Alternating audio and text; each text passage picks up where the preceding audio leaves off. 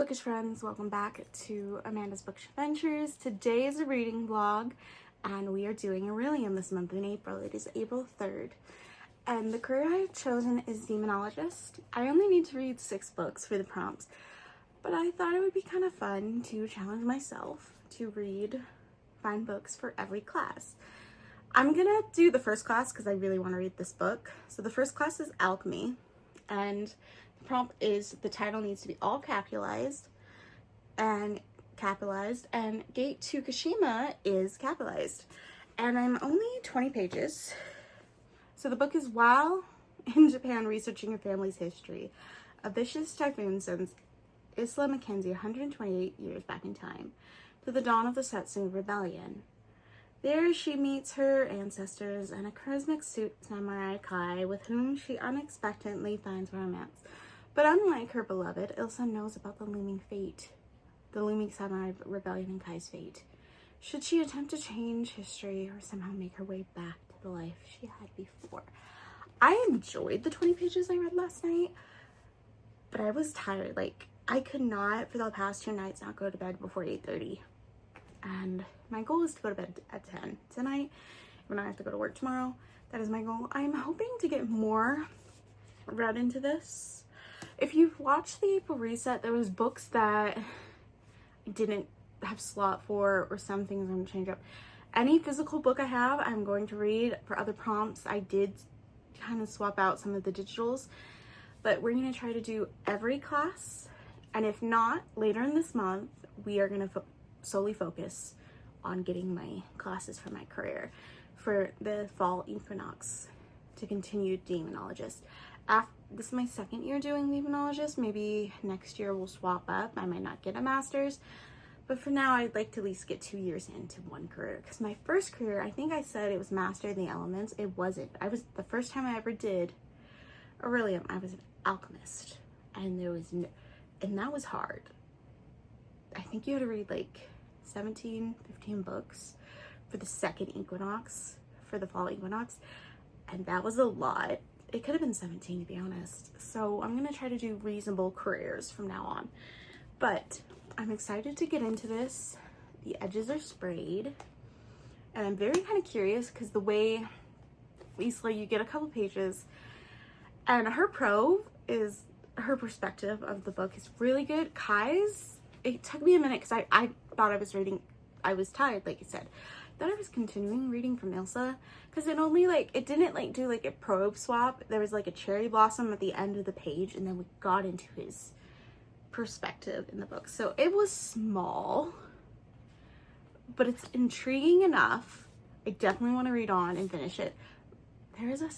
This will be a series, so I don't know if it's going to be a continuation with this character, or if there will be other time travelers with other samurais, which would be interesting. But time traveling romance sounds right up my alley.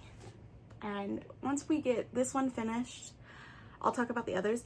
With me working 5 days, coming Friday, I work till Tuesday, I do have digital reads for prompts that I will talk about what class they are for and what the book is about after I start them. So I'm just gonna start this, and then I'll start a digital read tomorrow at work and kind of read between my breaks and my lunch and go from there. I think I'm gonna start the novella. I don't remember what, I think it's the last class for Dragon, and I think I'll start that, and then I'll start one of the classes for Missing Person. I think we'll go from there, but hopefully halfway. Realistically, I would hope to finish this today because of how small, but with an ADHD brain, I don't know how success that will be. So hopefully I will talk to you tonight about my progress, but then definitely talk to you guys tomorrow about the Kindle book or ebook I started for some of the prompts later in Orilium. So definitely talk to you tonight and try to update you guys every day. I think realistically I'll probably end this on Tuesday, so I could have this come up. Ending on Tuesday wouldn't be, but I'm going to, and I'll have it first. Maybe I'll schedule this for Friday, and then I'll start filming the next vlog, but we will see. talk to you later. Sorry about the ramble. I am back with my first official update about this book. So when I was first started this vlog, I was on 20 pages. Now I'm on 122 and it is April 11th. Very early in the morning because I read this and then I fell asleep last night. I just have not been in the reading mood, and then last night I was, so it worked and I still am, so I'm gonna try to get this finished today. So let's talk about it. Ilsa is a very curious woman, and when her grandfather passed away, she wanted to honor his research to study about their third great-grandfather in Japan. So she goes to Japan as a student, learns a lot about the history. I think she's just studying Japanese history. And so she goes to this island where the rebellion happens. I don't think it's an island. It could be further out of Japan. But so she goes to the area where the rebellion starts. And she time travels. She doesn't really believe it until she interacts kind of with like the famous figure of the rebellion.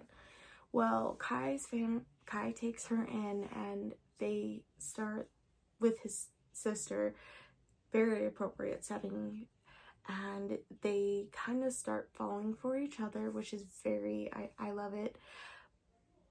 But then you have interactions and you find out a lot of things, and where I ended last night, we're officially beginning the rebellion, and I'm highly enjoying it.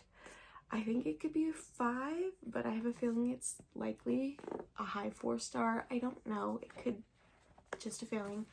I'm curious because it says this is book 1, and I was like, how are we going to get this much information with the rebellion? Like, Outlander is like this big, and every volume you get has a lot of romance, Claire, history. This is this big, and this is a new release. I believe it was released just recently too. Let's see. Yeah, it was released in 2025. I don't know the exact date, but it says book 1, so there's no release date for book 2. So this will probably end off a cliffhanger, and I'm having anxiety.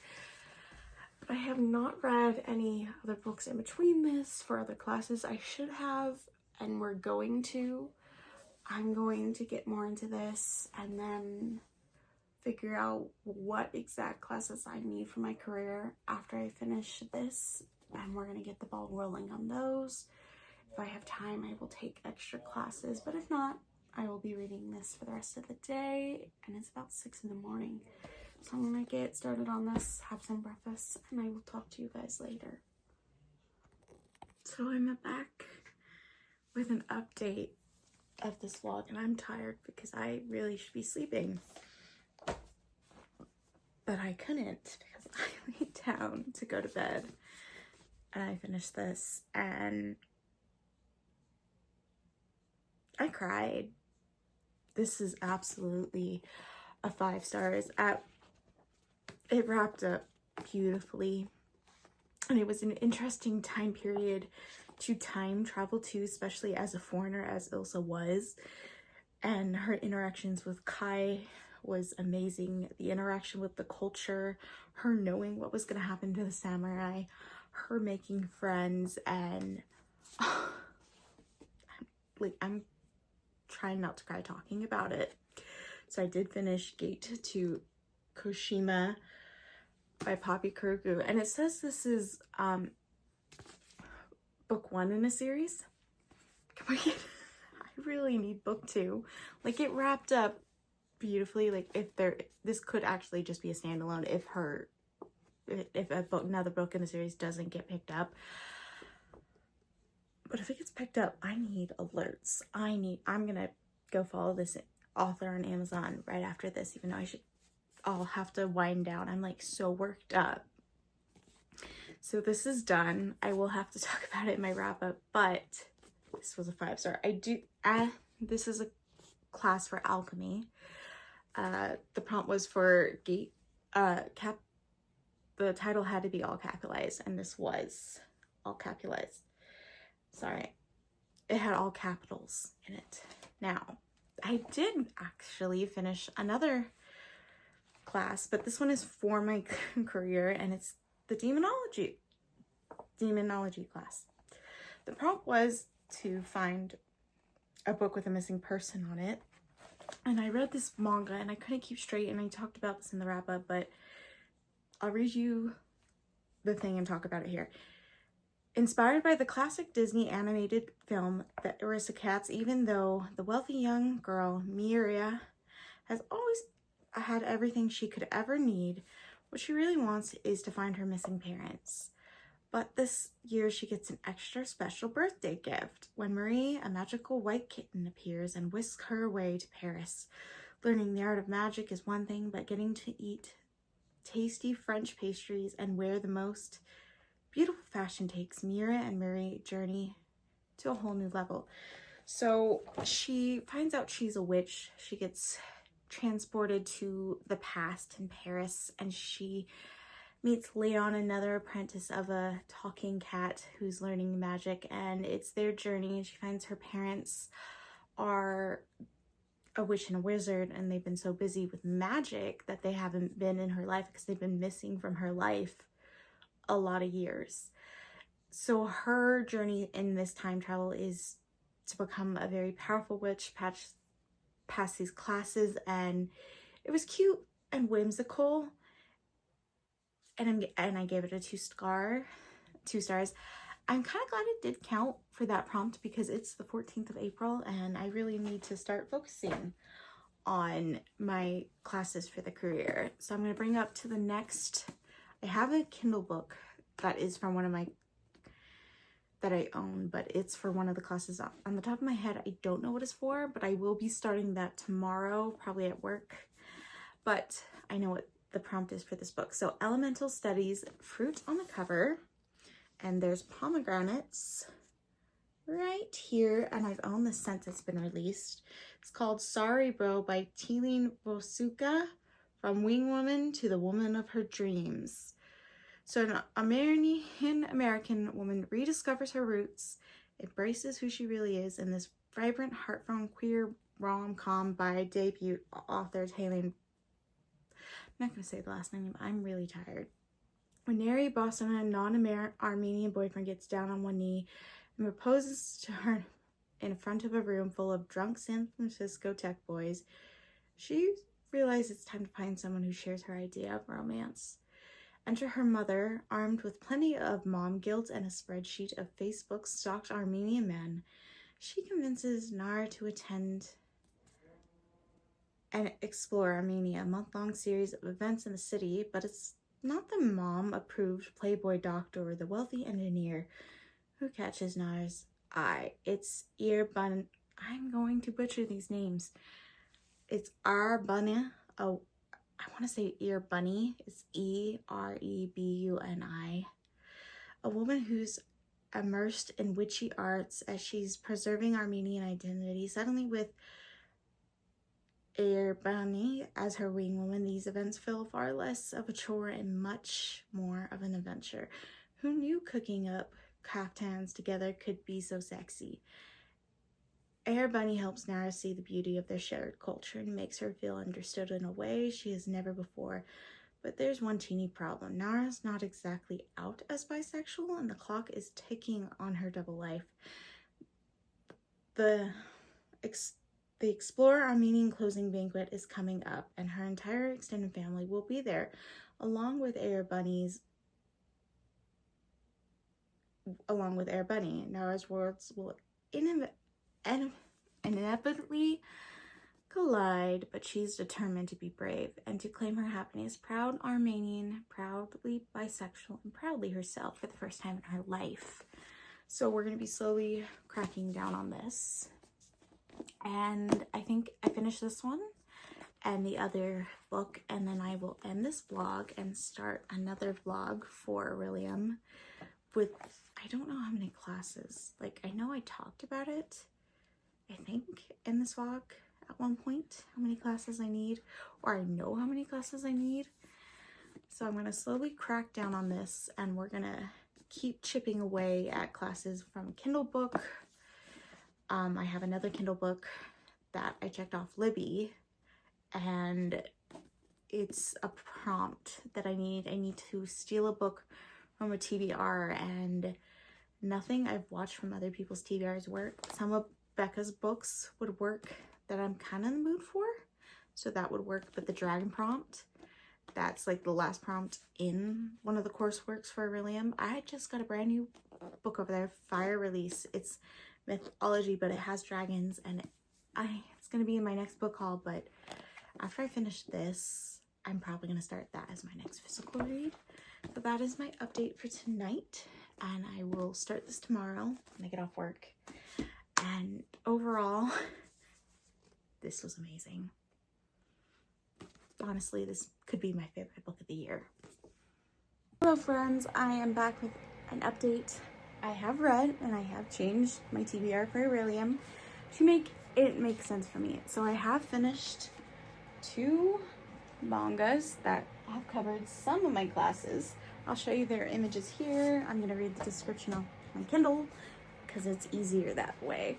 So for elemental studies, I know I said I was going to read Sorry Brow. It just didn't end up. I do still want to read the book, but this Kindle Unlimited manga came up that I read when I was very young. I'm gonna say 10 or 12, and it was in Kindle Unlimited, and I wanted to reread. I do want to apologize for the fan noise in the background. I need to film with it as a noise blocker because the TV I'm in, like, I'm a hallway down. It's just very loud and he's asleep, and if I turn off his TV, he will wake up. So I need the fan noise. Sometimes his YouTube videos, you can't hear nothing. That's why I'm filming in here today. I thought, like, if I was in my room, you would hear it clearly. I thought coming down here would be better, and it's still not. So the fan is on, and hopefully that drowns out the noise of his TV. But let's talk about what we had before. So let me get the premise of that one book. So for elemental studies, I ended up reading Kitchen Princess Ominous Volume 1. Cooking up some love. Nanjing is a great cook, and she likes to make meals for people she loves. But something is missing from her life. When she was a child, she met a boy who touched her heart, and now she's determined to find him. The only clue Najika has is a silver spoon that leads to her prestigious Sika Academy. Attending Sika will be a challenge. Every kid at school has a special talent, and the girls in Najika's class think she doesn't deserve to be there. But Soya and Daichi, 2 brothers who barely speak to each other, recognize Najika's cooking talent for what it is, magical. Is it either Najika's mysterious prince? This volume contains Volume 1 and 2. So let's go to that before close that. Or get to the next one. Now, I did give it a 3-star. So Najika is orphaned, and she's at this orphanage, and this prince cheered her up. You don't know which brother it is. They both attend this school, and their family has interacted with her family before they passed. So they do have a connection to her. I think I've read this all the way through in elementary, but this was the time before Goodreads, so it's kind of cool to go back and reread. That way it can actually log towards my Goodreads goal, plus just to have that I've read it. It's kind of cool to read the omnibus version too, because you're reading multiple versions, or more manga versions. You have more in one.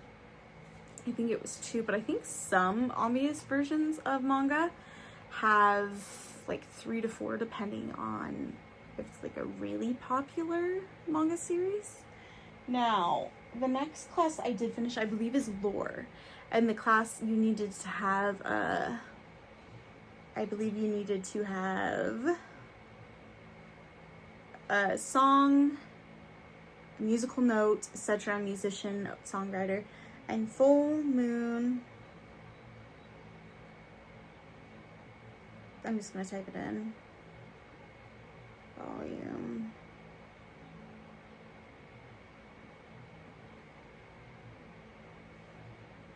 There it is.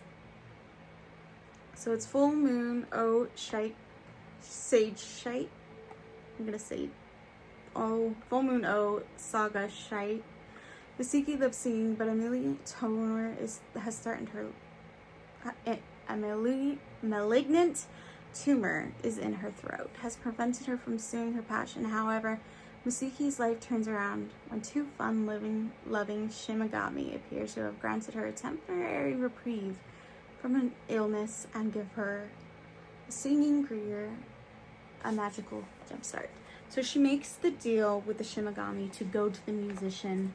She only has 1 year left to live for her life, and she's 12 years old. So she jumpstarts it. They give her a magical chance. They make her 16, so she's actually the age of the audition, and she follows her dreams. She could live if she had surgery to remove the tumor. She wouldn't be able to sing. So this is another one I read back in 2005 that I saw on Kindle Unlimited. I did have to buy, it was for Kindle, not in Kindle Unlimited, but I did buy it. I always loved this series, and I believe I did finish this when I was younger, but I am going to reread it and finish it, and then I'll own it digitally. It is a cute series. It is sad because it does have a lot of surrounding of death, but we did give it 4 stars. Now, I only have 3 classes left that I do need for my actual career. So I need spells and incantations, conjuration, and shapeshifting. So I am reading a Kindle version for one of them. I think it's conjuration, and then I think for spells and incantations, the prompt was, I'll tell you what the prompt is after I'm done, or at least with the Kindle book, and then we can kind of wrap up that. But for the other book that I will be needing to read that's in my room, it's Under the Oak Tree, the translated novel version. And so one of the prompts was 5 random countries you generate, and out of the 5 you can choose a book that the author is from a different country, and I chose Under the Oak Tree because she's South Korea, and I love the manga, but I wanted to know more about the world, and the sprayed edges on my copy is great. Speaking about sprayed edges, let's talk about the book I am currently reading for another class. So we are currently reading Shapeshifters, and I'm reading Firebird by Juliet Cross. Now, for the prompt for shapeshifting, you need a dragon in the title or cover or character. There is a dragon character, but look at those sprayed edges. It is a sneak peek for my book haul next month, but it's better, at least it gets read. From the moment Roman general and nephew to the emperor Julius Dike landed eyes on Melina, he was enthralled by the dancing dancer. Years later, a fierce beauty stands before him on a scarred battlefield, her life in danger. He instinctively shifts into his powerful dragon form to save her, an action that may mean his head on the imperial gate. But he and his dragon know one thing: she belongs to them.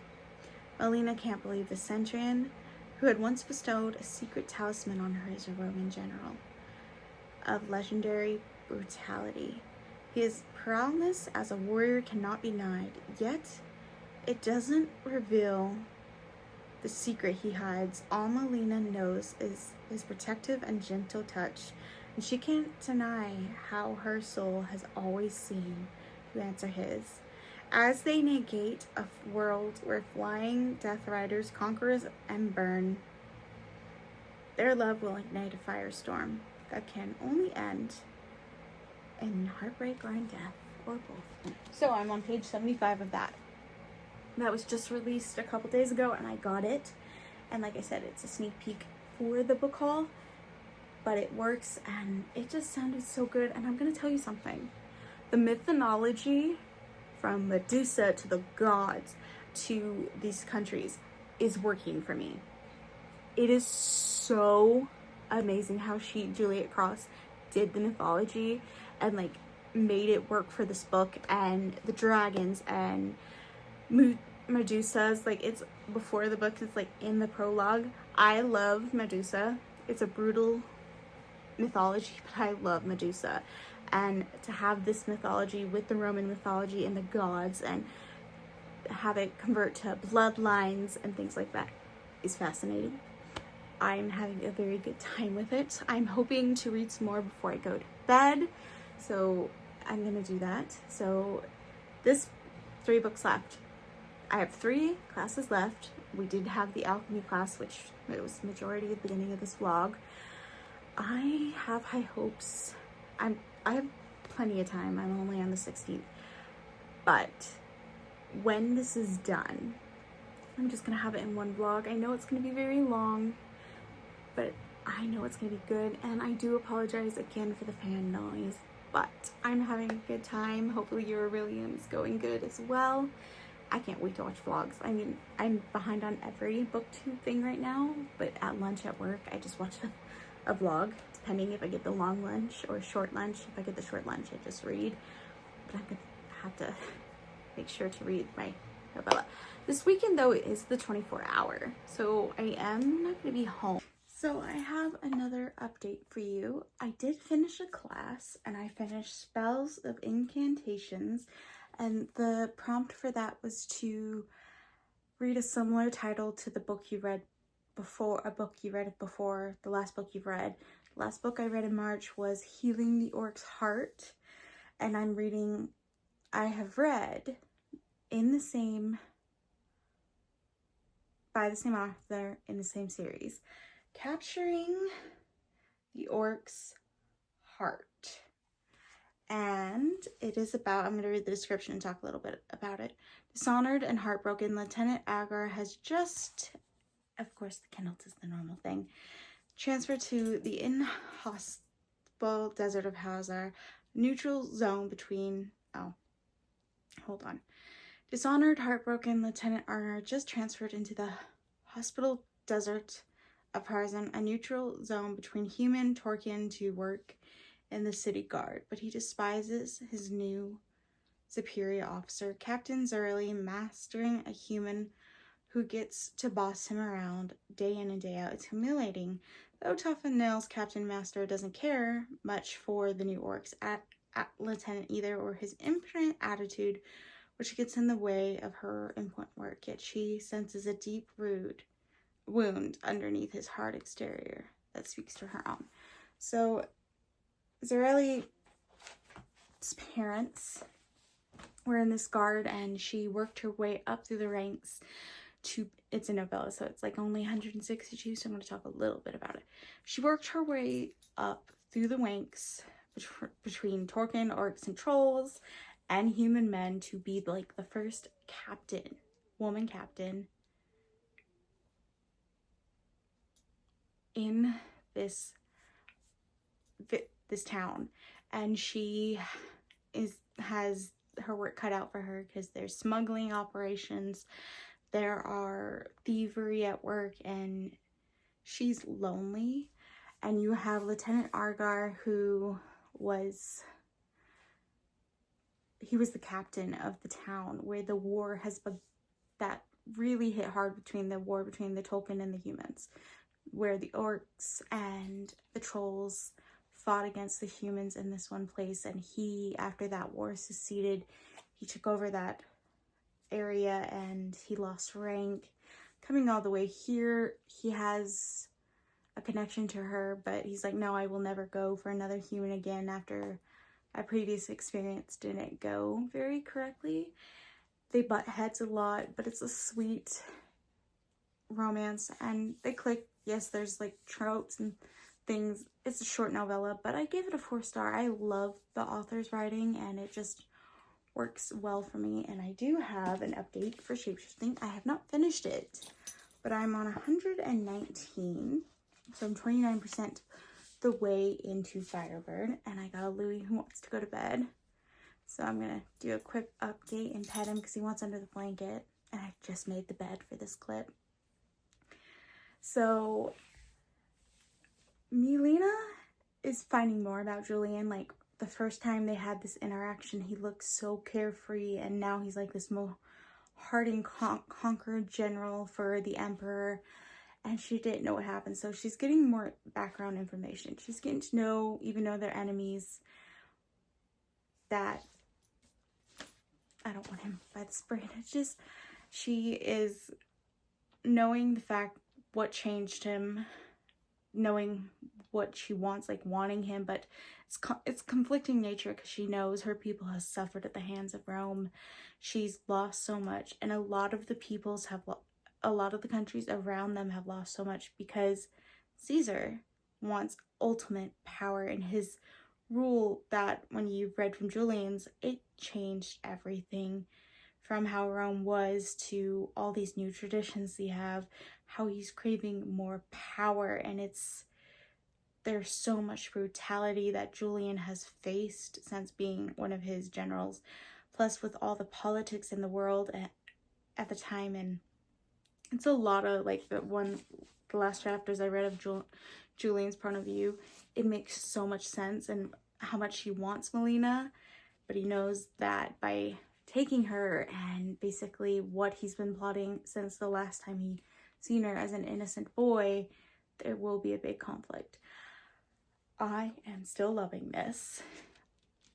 I still go back to, because Melina references her grandmother and what she said, and references a lot of stuff that I wonder when this book ends, if there is a book 2, if we're getting new characters. Are we just reading? Because honestly, I have no idea how this is going to end, but it's conflicting enough that if this ends, I could see them, like, book 2 being with another dragon general and another, like, slave, and fighting the ranks of destroying Caesar's reign in this country and all the reigns for the country around, because his reign is very brutal. I love it. I'd love to know more about the bloodlines. I think we'll get more into that later in the book, but Julian is from a high-powering bloodline. I kind of want to know about, because his bloodline's the red. See, it's at the beginning of the book. I could read to you what his bloodline is. It's like on this little author note or something. Like, okay. So yes, I'll read you what his bloodline. His is the Ignis fire red line, descended from Romulus, one of the 2 brothers suckled by a she-dragon, given the power of transformation. Romulus slayed his brother Remnus and founded Rome as its first empire. The Ignis line has always held more dominance and power in the ruling of Rome. It is very good. That page, like, I know a lot of people, that page isn't, like, you wouldn't normally find it in the front of the book. You have to read that page to understand the dragon bloodlines. Like, that page is so critical to the traits of certain bloodlines, the power they hold in Rome, and everything else. That page is one of the most important pages in this book. I am loving this. So now that we finished spells and incantations, I only have conjurations and shapeshifting, so I only need to finish this one, and I need to finish Under the Oak Tree. So my goal for tomorrow night, or before I talk to you guys, is probably get to 200 pages, which is doable, and then finish the book, and then read the description for Under the Oak Tree. I know you want to go to sleep. I'm loving this, and this is a 5-star, and the cover, very bronzy, which kind of works for what it needs to be, but, like, those sprayed edges, I can't get over that. This is, like, one of the pretty editions I own of sprayed edges. I've acquired a lot of sprayed editions. I just can't get over this. Alright, I will let you go so I can let Louis go to bed. I will talk to you guys another day.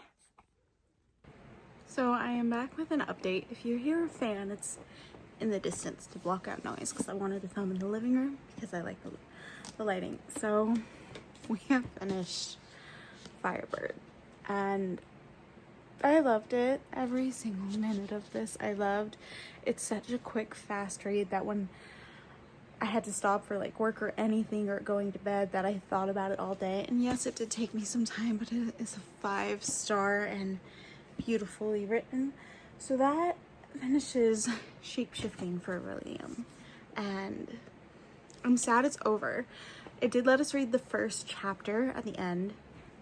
It let us read the first chapter at the end for book 2, and I just pre-ordered it because I looked and it didn't, until it gave me the name, I did not know. So that's pre-ordered, and it has special sprayed edges, and it comes out April 7th as long as it doesn't get delayed. But it said that book 2 and 3 should come out next year, so it should be finished. So I'm going to for sure try to take some time off during the release of each book and read it that day and do a vlog. I might reread this before book 2, like have a vlog of solely rereading it, but I want to listen to it audibly for the reread. But it was amazing. Now that means I only need one more class for Orilium, and then I have taken all the courses for my career for demonology, or being a demonologist. So the next one is conjuration, and that class is you have to pick 5 random countries, generate them, and pick a book that would work for that author from that country. Shh, Chloe, that's me. I'm talking. So I picked Under the Oak Tree, the novel, volume 1 by Suji Kim. They are South Korea, and it says Suji Kim is the author of Under the Oak Tree. Her novel won the Romance Web Novel Award from South Korea, ebook print, and its webcomic adaptation earned global acclaim. Suji's other published work includes Twilight Poem and There Is a Mouse in My House. So she's from South Korea, and I have solely read the manga source that I am so excited, and it's so pretty, and of course sprayed edges when I found out, because I was just gonna buy it digitally until I saw this. It says, the first moment I saw you, I knew you would ruin me. So let's read the description. Lady Maximum is the daughter of the powerful Duke Croso, but she's rarely allowed outside her family's sprawling castle for the fear that her stutter will tarnish their noble name. When she's forced to marry Sir Riften, a low-born knight caught in the happiness of her father's schemes, Maxie doesn't dare to hope for happiness, let alone her love. Stumbling communication and his gruff manner sours their relationship before it can begin. Riften leaves without a word the morning after their vows are exchanged. Now, 3 years after this disastrous wedding night, Riften has returned a war hero to Maxie's surprise, despite rumors that he has offered marriage to Princess Agnes, a beautiful and renowned sorceress. Riften wants Maxie for his wife, and when he comes to claim her, his desire bewilders Maxie. Even when she's overcome by the scorching heat of Riften's presence, ignites her as she learns to navigate the intricacies of her new life. Maxie will find herself and her courage and discover that she's anything but powerless. So for you to pick it up, because I knew what happened in the webtoon, I'm kind of very excited to pick this up, because you're going to get so much more of the story in this novel. And I pre-ordered volume 2, and I have the manga, bought Kindle. I read 1 and I pre-ordered volume 2 of that. It will be a really good read. I'm hoping it'll be a really fast read, because I'm going to finish this before the month of April, and then I'm gonna put you up on May 5th, and that means I will have a couple videos already the beginning of the month. So that's my update. I'm going to start that later after dinner, after taking little man outside. Daddy shows cuteness, but he never looks at the phone. Okay. Look at the phone. Show how cute. Yes, he's a good boy. So I will talk to you guys later, and hopefully my hope to be 100 pages. If not, I'll talk to you tomorrow when I get off work. Sometimes I hate trying to turn this off when it's on the stand. So let's try this take again. So I have this little microphone. I got it through a flash sale on Amazon, so I'm hoping that it works. And I don't know for sure. We're gonna test it out. So instead of reading Under the Oak Tree, because I ran out of time because life happens, I found a manga that is translated from South Korea. It says, Father, I don't want this marriage, Volume 1. A duke's daughter despised by outcasts by all. A crown prince feared by even the emperor. Julian is a villainess so universally hated that when she is accused of jealousy poisoning the princess of Ashit Empire, her own father leaves her to die a traitor's death. Faced with the threat of interrogation by the infamous Crown Prince Maximum, she takes her own life. Now, that's how the story ends. At least, that's how it was supposed to end. Now, Reborn Julian has joined the cast, and she is determined to rewrite the finale. But if she manages to change the ending, she will need to contend with their father's feral protege, a young man who sees Julian as an obstacle, or it's Julie Van as an obstacle to his dangerous ambitions. I gave it a 5-star. I enjoyed it. I enjoy most mangas that have this similar premise, where either they are the character and then they reincarnated as the character, and she has to avoid every death flag there is for her. So she was the villainess. She had to cut her obsessive relationship.